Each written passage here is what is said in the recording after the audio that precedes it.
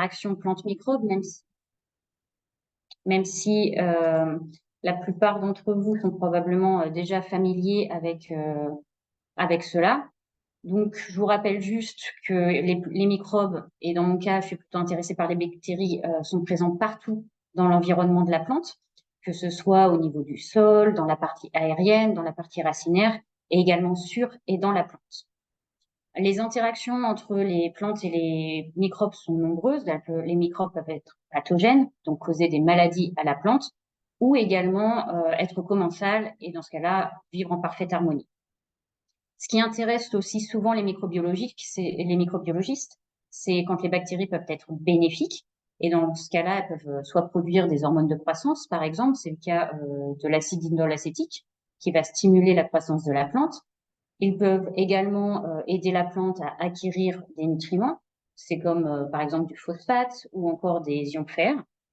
Et les bactéries peuvent également agir directement sur les bactéries voisines en produisant des antibiotiques, ce qui peut aider à la défense de la plante lorsque ça lutte contre des pathogènes. Une autre propriété, un autre effet des bactéries qui est assez intéressant, c'est quand les bactéries ont un effet sur le métabolisme de la plante. Il y a en effet tout un processus de reconnaissance et de réponse de la plante qui lui permet d'interagir avec des bactéries et ce qui implique en général la production de métabolites secondaires. Un des processus les plus connus, je dirais, c'est la stimulation du système immunitaire de la plante. Et donc, une plante va reconnaître des bactéries bénéfiques. Ça va engendrer une réponse de défense ou une stimulation du système immunitaire, ce qui va produire des molécules à propriétés antimicrobiennes, par exemple, qui vont attaquer soit directement le pathogène, ou alors ça peut être encore des métabolites qui vont être rejetés par la plante pour attirer d'autres organismes, par exemple ici des coccinelles, pour lutter contre un autre ravageur, ici les pucerons. Donc comme vous le voyez, il y a des interactions très intéressantes entre les plantes et les microbes, et elles deviennent encore plus intéressantes dans le cas des plantes médicinales. Comme on le sait, les plantes médicinales produisent des composés pharmaceutiques qui ont des propriétés médicales pour nous, les humains. Mais dans la plante, en général, ça a tout un tas d'autres fonctions. Alors, ça peut être soit aussi impliqué avec la reconnaissance microbe-plante et également dans les systèmes de défense, que ce soit biotique ou abiotique. Donc, par exemple, tout ce qui est antioxydants peuvent être produits en grande quantité lors des stress hydriques. C'est pour ça, en fait, que étudier les interactions entre plantes médicinales et bactéries peuvent être très intéressantes, comme on sait qu'elles ont un impact sur le métabolisme, et en particulier le métabolisme des métabolites secondaires. Dans le cas, par exemple, des withanolides, c'est produit par la plante médicinale Wissamnia somnifera, et c'est énormément stimulé en présence de certains champignons. C'est un peu donc le process qui se passait derrière la mise en place de mon projet de doctorat, qui était donc un consortium Marie Curie, et les professeurs impliqués avaient donc l'idée d'utiliser des micro-organismes pour stimuler la production de ces composés. Les plantes à l'étude étaient Alcana tinctoria et Lithospermum officinale, qui sont deux plantes médicinales très utilisées dans la médecine traditionnelle, et en particulier leurs racines. Alcana tinctoria, c'est cette plante avec les fleurs bleues que l'on retrouve sur tout le pourtour méditerranéen, tandis que Lithospermum officinale se trouve plutôt en Asie. Alors, toutes les deux sont des boraginacées et comme vous le voyez, en effet, dans leurs racines, elles produisent ce composé rouge qui constitue en alcanine et chiconine, en fait.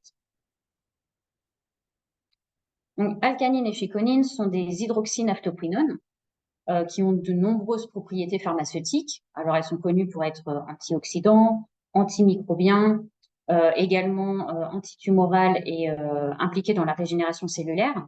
Par exemple, en Grèce, il y a déjà une crème qui existe à base d'alcanine et chiconine qui est utilisée pour guérir les brûlures. C'était donc des composés très intéressants. Malheureusement, leur production et leur utilisation a été un peu oubliée ces dernières années. Tout simplement parce que, tout d'abord, il y a eu une collecte de plantes un peu trop importante, ce qui a fait qu'il n'y avait plus de plantes disponibles pour une production industrielle.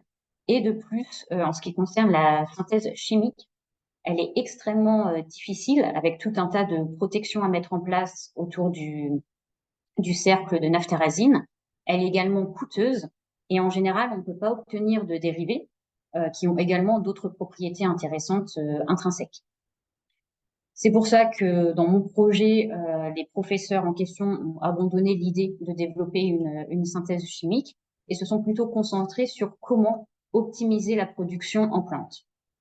Car comme on le sait tous, cultiver des plantes, ça prend du temps. Également, non seulement ça prend du temps, également pour l'accumulation des métabolites dans les racines.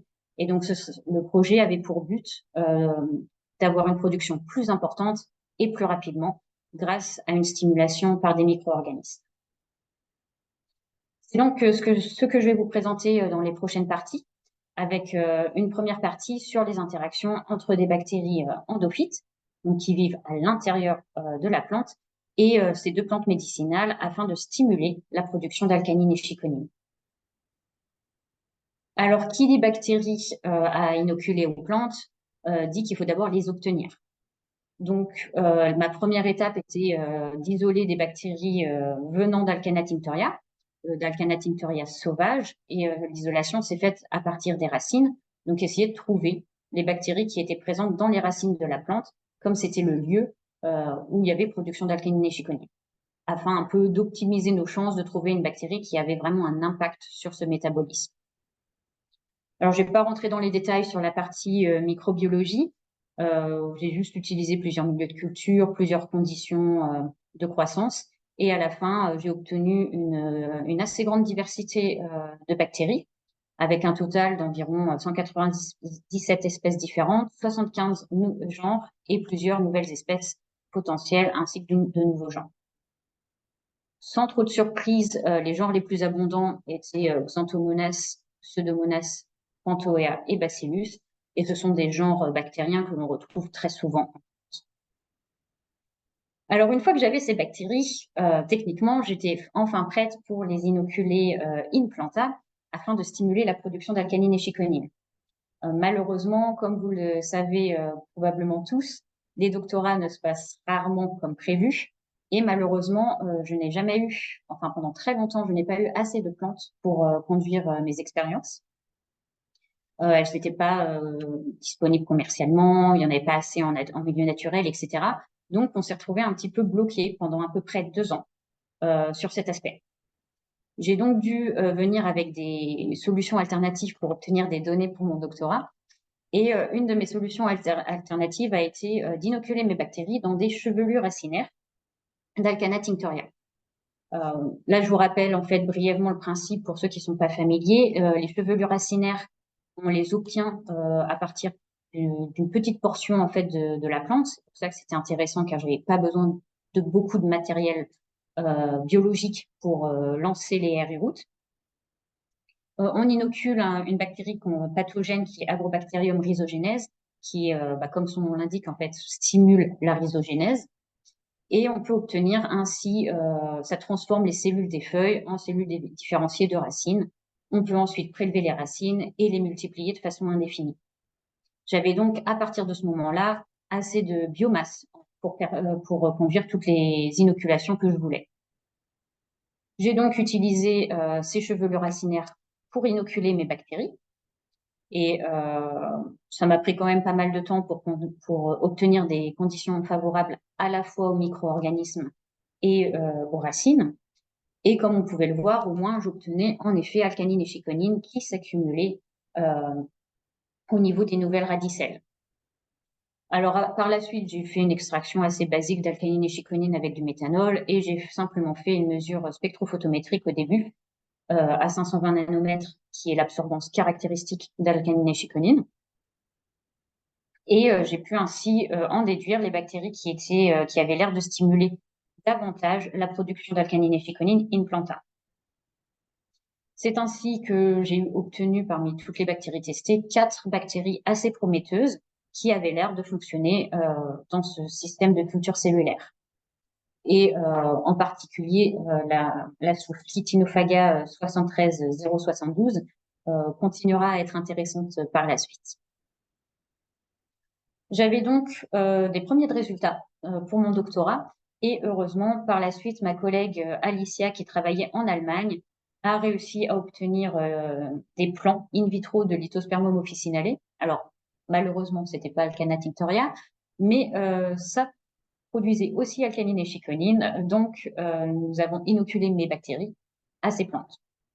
On a fait tout d'abord un criblage in vitro, car elle avait aussi mis en place en fait un système d'agar qui était plutôt de la gélane en fait, et donc complètement transparent, ce qui permettait d'obtenir une bonne visualisation des racines. Et comme je l'avais mentionné précédemment, alcanine et chiconine dans les racines, ça les colore en rouge. Et donc on pouvait faire une observation visuelle pour savoir si nos bactéries avaient un effet ou pas sur la production d'alcanine et chiconine. On a testé ainsi 50 souches bactériennes et on a eu ce type de résultat que vous pouvez voir ici. Alors ici, c'est le contrôle et comme on peut le voir, il n'y a pas de coloration rouge des racines. Ici, c'est une souche de rhizobium qui de même n'induit pas de coloration rougeâtre. Par contre, de nouveau, la souche de Chitinophaga qui était intéressante dans les cultures cellulaires colorait en rouge également les racines. On a ainsi pu observer tous les traitements bactériens de cette façon. Et à la fin, on a pu sélectionner 5 bactéries qui induisaient une coloration rouge à brunâtre des racines, 2 souches de Chitinophaga, une souche de Pseudomonas, une de Xanthomonas et une de Brevibacterium. Alors, on parle bien de bactéries qui induisaient une coloration rougeâtre sans être dommageables à la plante. On a en effet observé que certaines de mes bactéries isolées, malheureusement, étaient phytopathogènes et tuaient la plante. Mais comme le but ultime aurait été quand même une application à grande échelle par la suite, on ne voulait pas que les bactéries aient un effet néfaste. On a également gardé une bactérie qui n'était pas stimulatrice d'alcanine et chiconine, le rhizobium, en tant qu'inoculation contrôle négatif. Comme on a répété l'expérience avec ces bactéries et cette fois-ci, on a mesuré la quantité totale d'alcanine et chiconine en conditions in vitro et sous serre, avec pour but de voir si on avait des résultats reproduisibles entre les conditions très contrôlées in vitro et celles un peu moins de serre. Et ça a plutôt bien marché. On a obtenu parmi les 5 bactéries qu'on avait sélectionnées pour une coloration des racines, il y en a 3 qui ont confirmé avoir un effet quantitatif sur l'accumulation d'alcanine et chiconine par métabolomique ciblée. De nouveau, on a retrouvé la Chitinophaga et également Xanthomonas et Pseudomonas.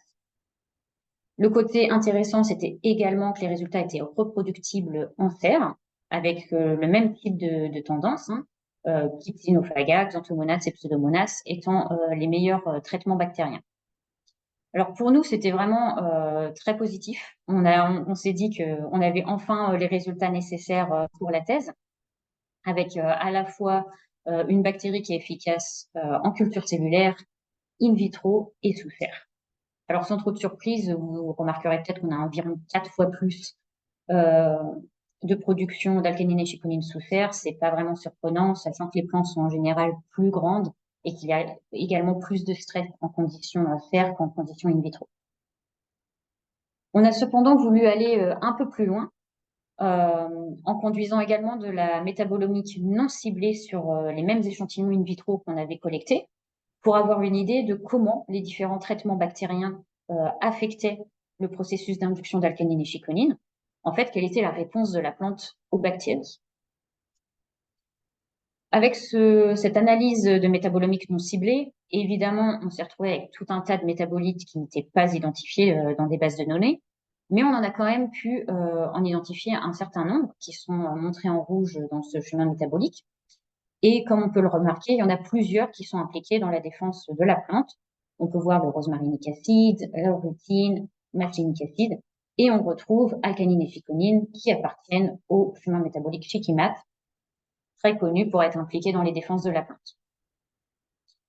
On a reconstruit en fait ce chemin métabolique basé tout d'abord en effet sur les métabolites identifiés, également sur les corrélations métabolites-métabolites. Par exemple, s'ils partageaient des précurseurs communs, on pouvait avoir des corrélations négatives, et évidemment par un travail de littérature.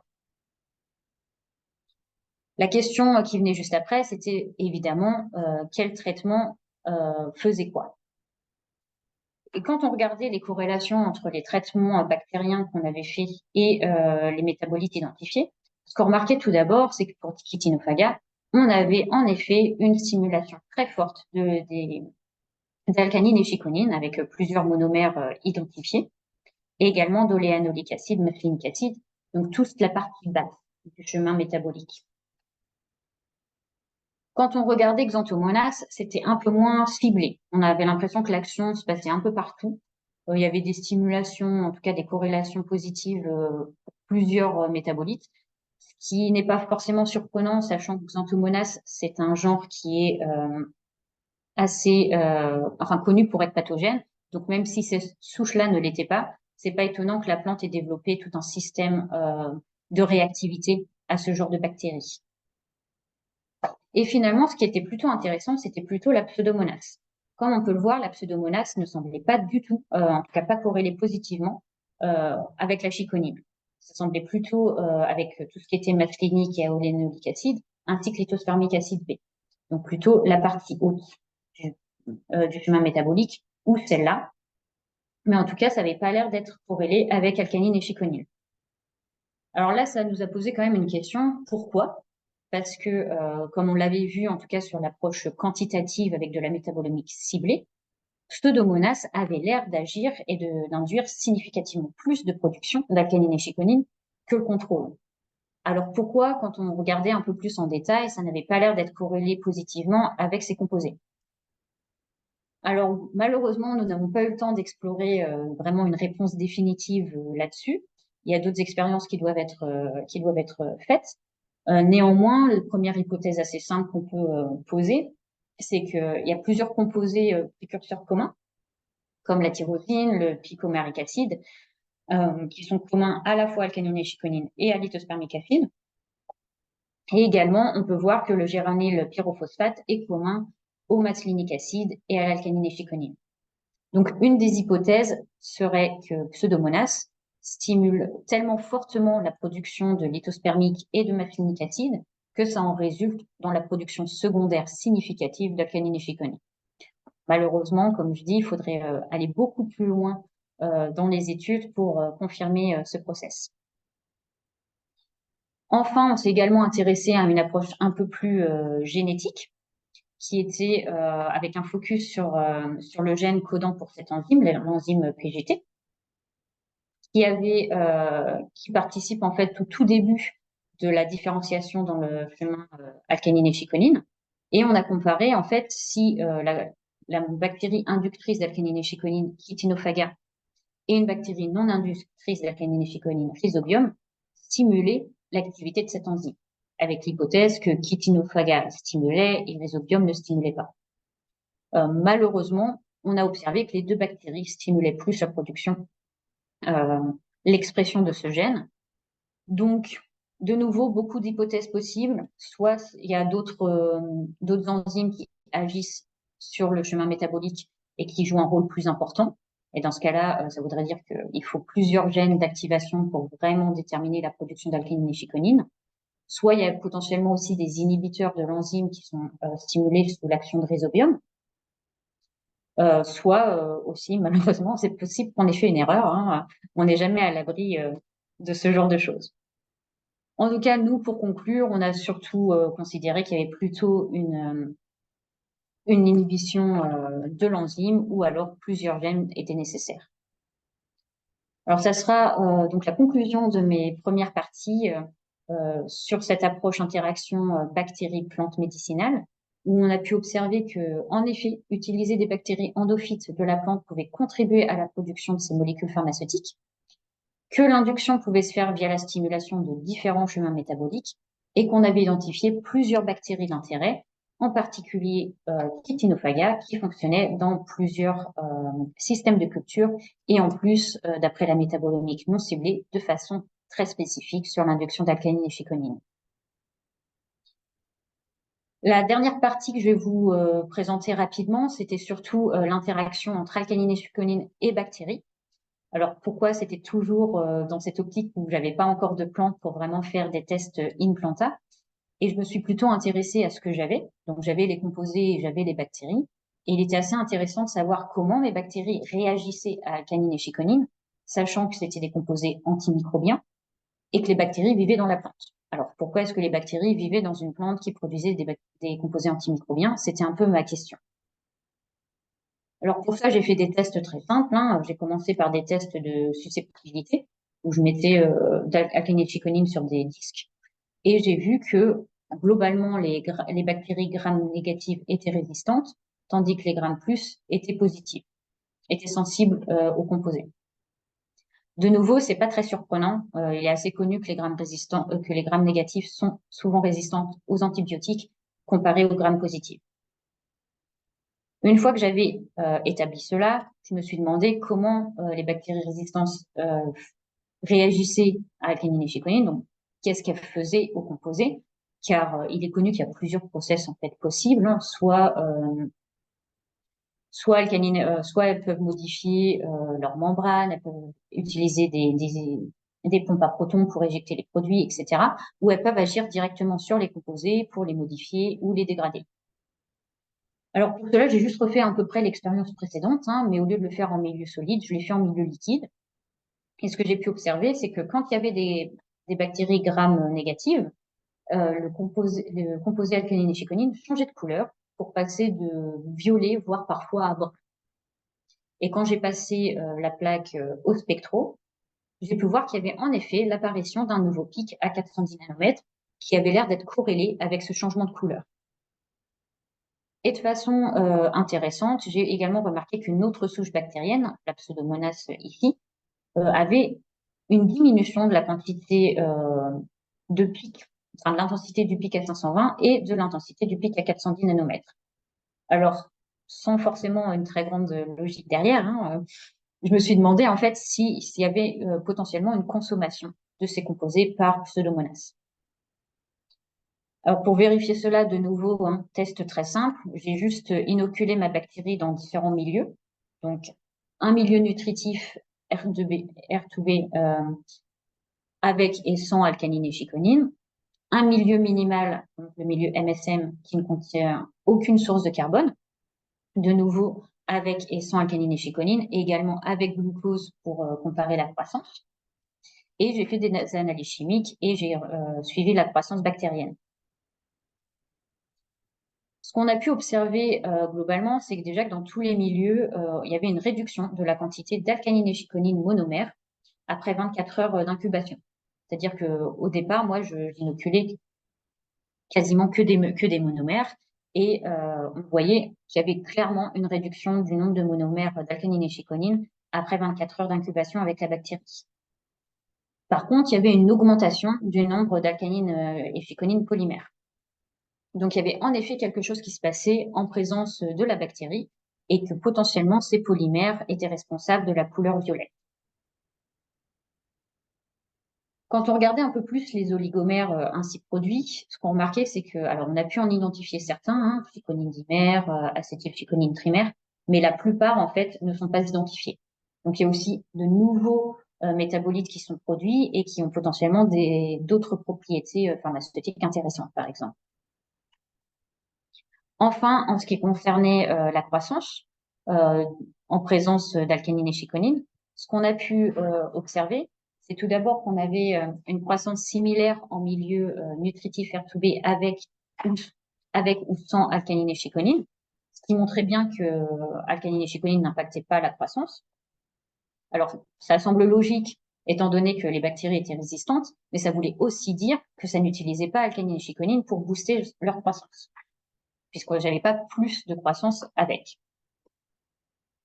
Quand je regardais la croissance en milieu sans source de carbone, donc le milieu MSM, j'avais pas de croissance de la bactérie. En fait, j'en avais moins que ce que j'avais initialement inoculé, ce qui montrait que donc la bactérie a bien besoin d'une source de carbone. C'était un peu mon contrôle.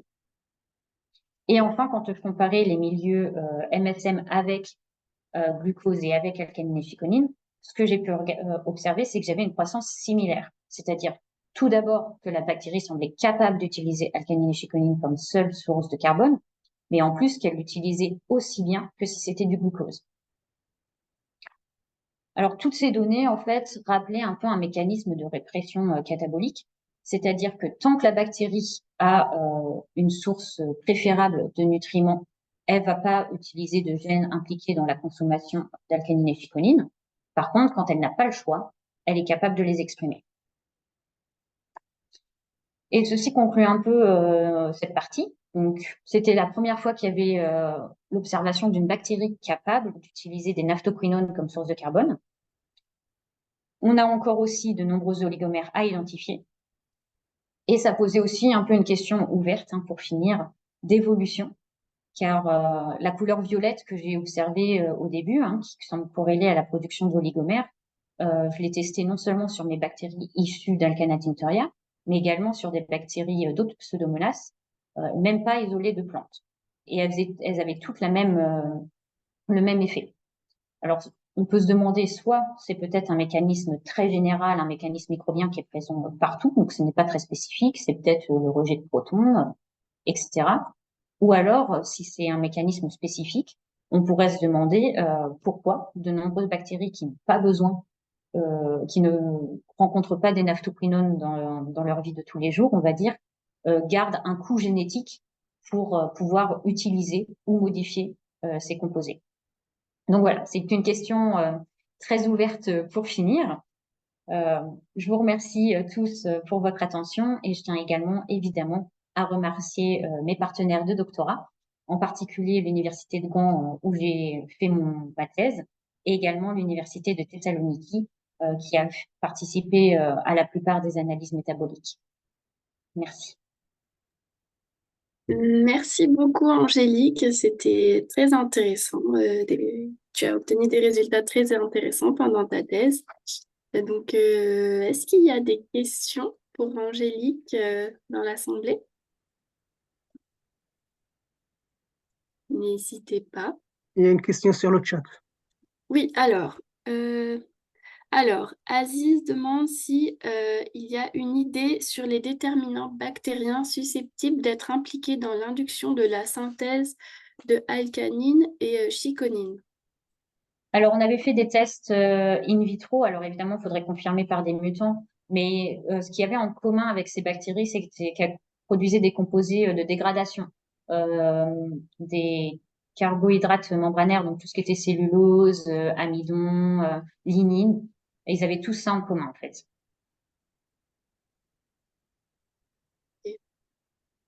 Ok, merci.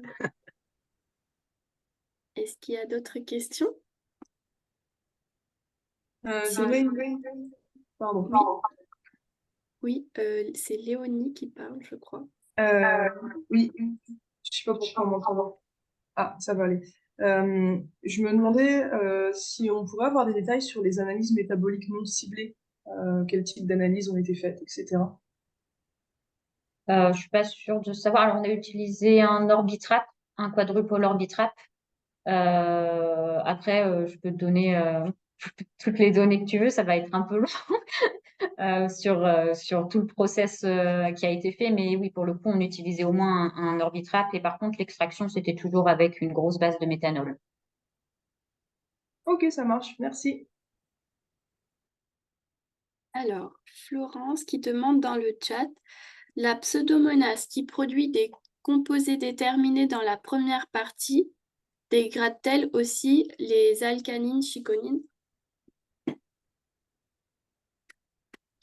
Non, qui stimule, Euh, plutôt qui stimule la production in planta. Est-ce qu'elles sont capables de dégrader alcanine et chiconine? Ça doit être ça, ouais. oui, Ça doit être ça. oui. Alors, oui, on n'a pas testé en détail pour chaque bactérie, mais une partie en effet qui avait l'air de la bactérie qui avait l'air de stimuler avait l'air également d'être capable de dégrader. Donc c'est pour ça que c'était assez intéressant à savoir et j'avais voulu faire même des consortiums, des syncom pour avoir une idée de la colonisation qui se passait derrière. Oui, est-ce que je peux compléter ma question? Ouais, du coup, C'est très intéressant. Est-ce que finalement, vous avez essayé d'inoculer la Pseudomonas et la Chitinophaga pour voir justement si on stimule la production de ces AS et la Pseudomonas qui a cette capacité à les dégrader, finalement, si ça peut favoriser encore plus, je sais pas, la croissance de la plante, la stimulation, etc. Alors, c'est vrai que moi, quand j'ai fait les tests pour ça, c'était pas avec cet objectif de restimuler encore plus, c'était plus pour comprendre comment est-ce que j'avais réussi à trouver des bactéries gram-positives dans la plante, sachant qu'elles étaient sensibles aux composés. Et je voulais savoir plutôt si quand je co-inoculais une qui dégradait et une qui était sensible, est-ce qu'il y avait, est-ce que ça permettait à la bactérie gram plus de coloniser. Ça n'a pas été mais malheureusement mes tests n'ont pas été très réussis. Je voyais bien qu'en effet la bactérie la bactérie gram plus n'était pas capable de coloniser quand il y avait induction d'alcanine et chiconine. Par contre, j'ai pas réussi à savoir si quand elle était en présence d'une qui dégradait, est-ce que ça lui permettait de coloniser. Et ça, j'ai pas réussi à mettre ça en place. Merci. Il y a d'autres questions? Moi, j'ai une question directe. Je pas le temps de l'écrire. Angélique, quand tu utilisais tes souches, j'ai pu constater que ta biomasse racinaire, elle est relativement impactée. Et j'ai deux questions sous-jacentes à ça. Est-ce qu'il n'y a pas un effet autotoxique des deux molécules sur la croissance racinaire? Et deux, qu'en est-il des souches, de la colonisation? Est-ce qu'elles sont vraiment présentes au même niveau d'inoculation ou est-ce qu'il y a une disparition ou mortalité ou l'inverse?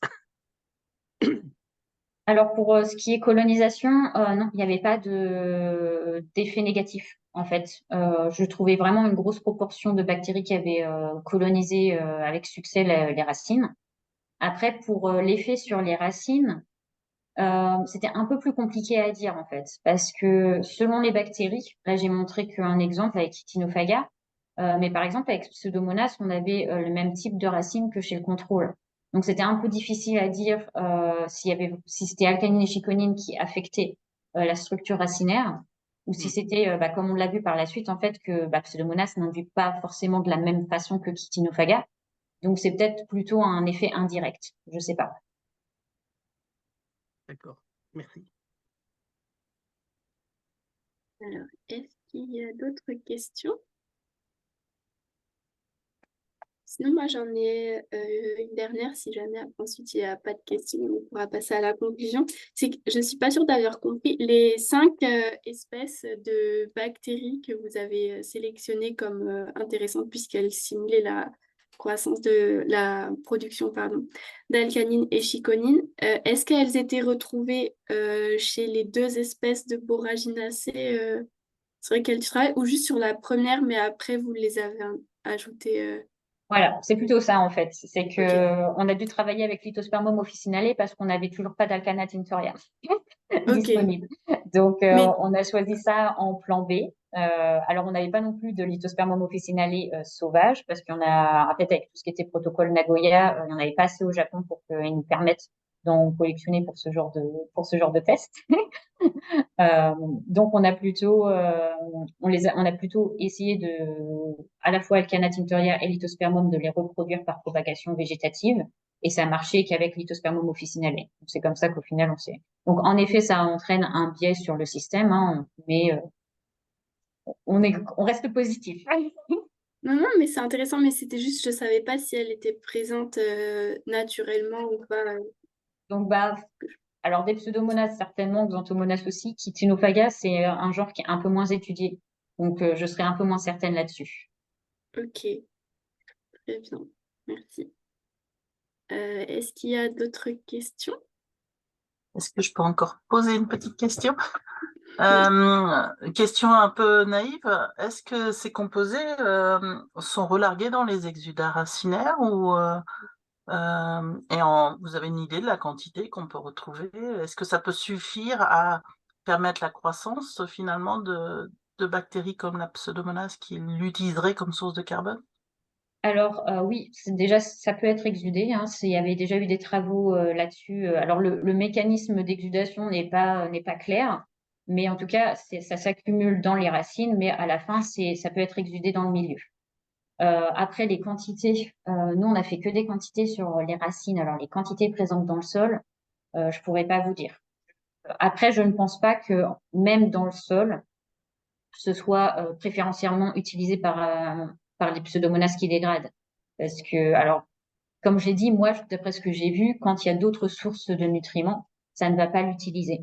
Donc, alors bon, certes, R2B, c'est quand même très, très nutritif. Euh, mais probablement que s'il y a d'autres, comme du sucrose ou ce genre de choses dans le sol, les bactéries vont pas forcément montrer leur capacité à dégrader alcaline et chiconine. Je ne suis pas sûre. Mais est-ce que ça peut être un attractant? Alors bon, ça, j'ai fait j'ai vraiment essayé de faire de la chémotaxie avec ces composés. Malheureusement, alors moi, j'ai pas du tout réussi. J'ai passé plusieurs mois à essayer de le mettre en place, que ce soit avec du milieu solide, semi-solide ou sous microscope, etc.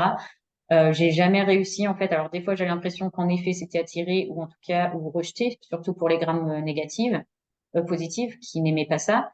Et en fait, je refusais l'essai juste après et ça m'a, enfin, je voyais le contraire. Donc, je peux pas faire de conclusion là-dessus. C'est en effet une question que je me suis posée. Soit ça attirait celles qui peuvent dégrader, soit ça éloignait celles qui étaient sensibles. Mais malheureusement, j'ai jamais réussi à trouver de résultats concluants. Merci. Et donc, merci encore, Angélique. Et on va pouvoir passer à la conclusion. Je laisse la parole à Mallory.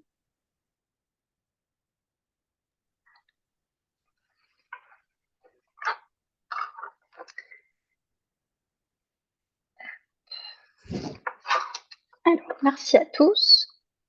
Est-ce que tu peux juste mettre en grand écran, s'il te plaît? Oui, alors, petit souci avec mon Zoom. Alors, avant de nous dire au revoir, on voulait vous faire un petit bilan sur l'année et aussi vous transmettre plusieurs informations. Donc déjà, pour faire un petit point sur cette année, on a eu 7 présentations. On essaye de se tenir à peu près tous les mois, mais bon, voilà, il y a des fois on a pris des longues pauses, par exemple pour l'été. Donc 7 présentations cette année, et donc on voulait remercier tous les participants. Donc merci Angélique, merci à toutes les autres personnes qui ont bien voulu présenter le résultat, et merci à vous tous d'être là et de suivre ces présentations. Donc on est à peu près en 30-35 participants par webinaire. Voilà. Aujourd'hui on était 45, donc c'est pas mal du tout. Donc merci de nous suivre, et on voulait aussi faire une annonce parce qu'actuellement, 10 doctorants derrière les méta-SP en herbe, et il y en a plusieurs qui commencent leur 3e année de thèse et donc qui vont se consacrer un petit peu plus à leur thèse ou à la rédaction. Et donc nous recrutons de nouveaux doctorants. Donc sur la slide suivante, j'ai remis le lien de la chaîne YouTube où vous pourrez retrouver toutes les présentations pour, pour vous pour vous mettre au courant de ce qu'on fait si vous n'avez pas suivi les derniers webinaires. On a aussi envoyé un mail à tous les membres du réseau MetaSP, mais donc je remets quand même les liens ici si vous n'avez pas reçu ces mails. Mais voilà, donc si jamais vous êtes doctorant ou que dans votre laboratoire, il y a des doctorants qui pourraient être intéressés pour nous rejoindre et animer ces webinaires, n'hésitez pas à nous contacter. J'ai mis mon mail tout en bas, ou si vous avez juste des questions. Et on a aussi réalisé un petit questionnaire. Donc c'est anonyme, il y a 7 questions, c'est assez rapide. C'est un petit peu pour avoir vos retours déjà sur ces webinaires et cibler vos attentes pour les webinaires de l'année prochaine. Voilà, et aussi si vous avez éventuellement des idées pour améliorer ces webinaires ou des idées de sujets qui vous intéresseraient pour vraiment cibler vos attentes, n'hésitez pas à répondre à ce questionnaire, à le partager autour de vous.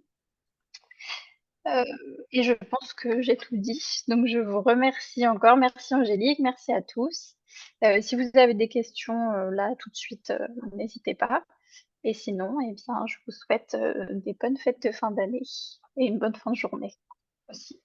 Merci.